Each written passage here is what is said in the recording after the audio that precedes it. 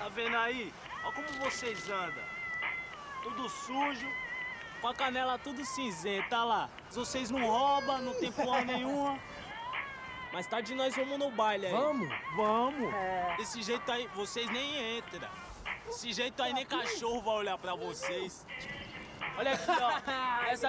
Presta atenção. Pss. Olha aqui. Vocês nunca vão entender esse aqui, ó.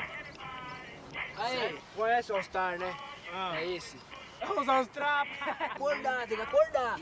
Ô tio, dá foto? Tira uma foto nós aqui. Tem dinheiro. Pode vir. Vem cá, tira a foto.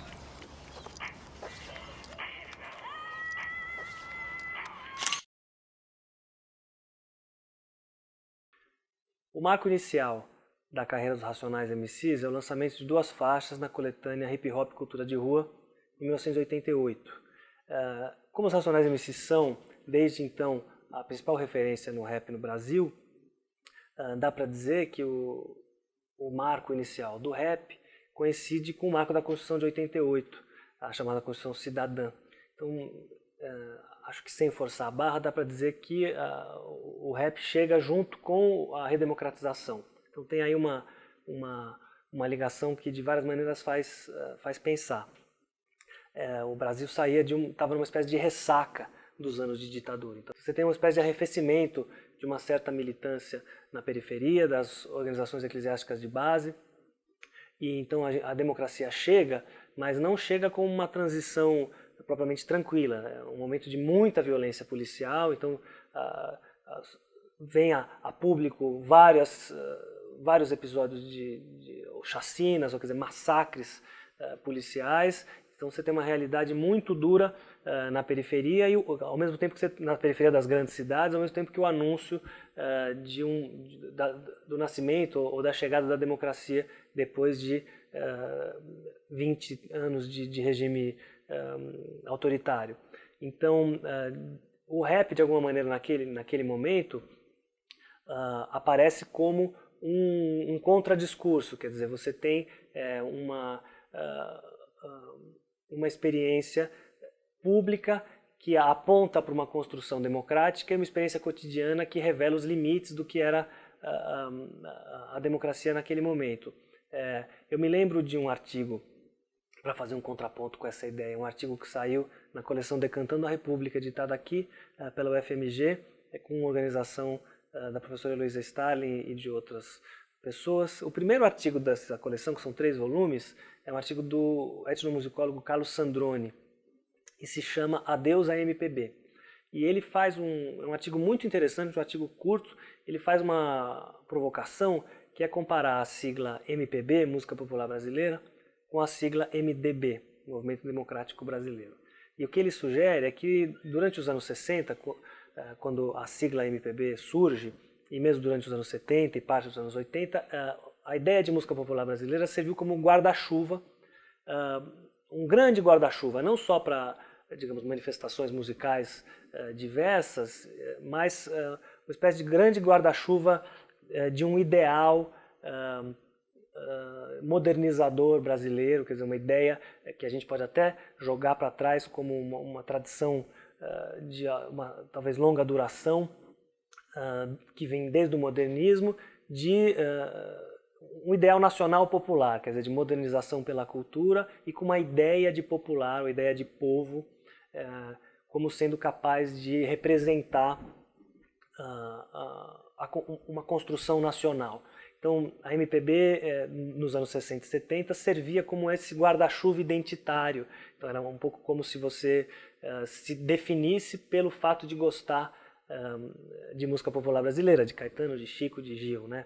Então, me lembro também de um outro artigo do Lorenzo Mami, que se chama Era do Disco, e essa ideia de que você chega na casa de um amigo, ou chegava, e via a coleção de discos dele, e você se identifica com a pessoa por conta dos discos que a pessoa ouve. E naquele momento, evidentemente, então dos anos 60 aos anos 80, a MPB cumpria até certo ponto esse papel de uma referência identitária ligada a um grande projeto de modernização pela cultura, e que a gente pode chamar de grande projeto nacional popular.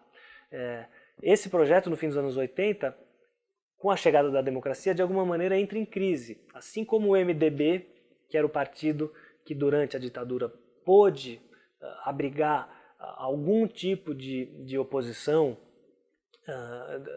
à ditadura, quer dizer, algum tipo, claro que com todas as restrições do que era o bipartidarismo no Brasil sob a ditadura civil-militar, mas de alguma maneira o MDB na transição representou, foi para onde muitas lideranças se dirigiram, né? Então nos anos 80 o MDB, ao se transformar em PMDB, ainda tinha alguma capacidade de ser esse guarda-chuva, e aos poucos foi se tornando um grande saco de gatos, o saco de gatos que a gente vê hoje, que é o PMDB. Então a brincadeira do Sandrone é dizer que a MPB, a sigla da música, também se tornou uma espécie de grande saco de gatos e perdeu essa capacidade de representar uma ideia nacional popular. Esse longo parênteses que eu fiz foi para sugerir que o rap aparecia, naquele momento, como correndo por fora dessa ideia de nacional popular que organizou a MPB durante esses 20 ou 30 anos, das décadas 60, 60 e 70, e surge como ideal esse da MPB, que imaginava, então, uma capacidade de representação nacional, que aparece muito fortemente, por exemplo, na música Para Todos, do Chico Buarque, do começo dos anos 90 já, né, uma ideia de construção nacional em que se pode falar para todos. O rap aparece com um discurso muito contundente, pensando nos primeiros discos dos Racionais MCs, um discurso de classe, de raça, e que diz: há um Brasil da ponte para lá e outro da ponte para cá.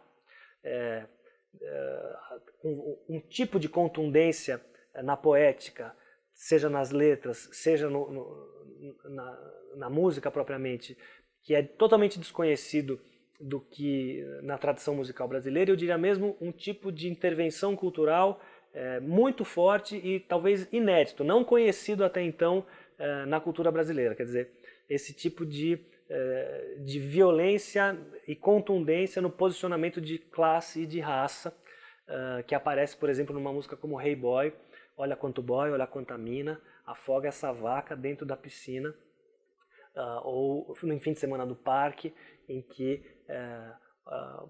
olha o pretinho do lado de fora assistindo o Clube dos Bacanas. Quer dizer, tem sempre essa a diferença de classe e de raça que aparece como algo intransponível, quer dizer, nesse sentido muito diferente desse discurso agregador da MPB. Estou dizendo isso para dizer que a contribuição, ou uma das muitas contribuições que o rap traz na nossa democracia é dessa navalha afiada do discurso da diferença e do discurso que revela a fratura social e racial no Brasil. Quer dizer, de alguma maneira demonstrando algo que, pensando na MPB novamente, vem a se mostrar uma ideia que entra em crise, a ideia da canção brasileira com esse potencial de transformação do projeto nacional popular. É um projeto que entra em crise, e a gente acompanha nos anos 2000 a ideia do fim da canção, que o próprio Chico Buarque formula e gera uma série de debates muito interessantes,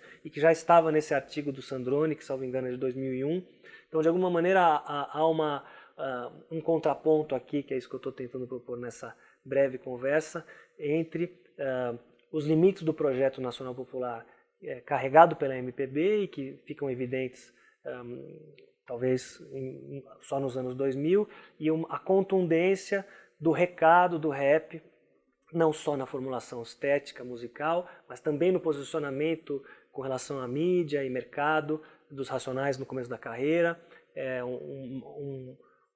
a fronteira tênue entre uma espécie de militância e a produção musical. Quer dizer, tem aí algo de muito original, muito impactante, e que acrescenta complexidade e vigor para a experiência democrática. É claro que 30 anos depois, quase, estamos chegando em 2018, há novos desafios e novas questões. O Brasil mudou, o mercado da música mudou e o rap mudou. A gente vê uma nova geração despontando com muita força, como Emicida e tantos outros artistas, mas isso é um capítulo para uma próxima conversa.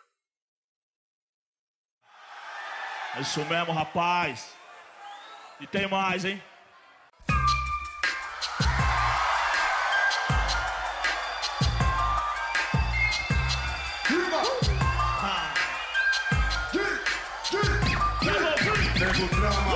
Entre o sucesso e a lama, dinheiro, problemas, invejas, luxo, fama, negro, drama. Cabelo crespo, a pele escura, ferida, chaga, a procura da cura, negro, drama. Tenta ver e não vê nada, não ser uma estrela assim, longe meio ofuscada. Sente o drama, o preço, a cobrança, no amor, no ódio, a insana vingança, negro, drama. Eu sei quem trama e quem tá comigo, o drama que eu carrego pra não ser mais um preto fudido.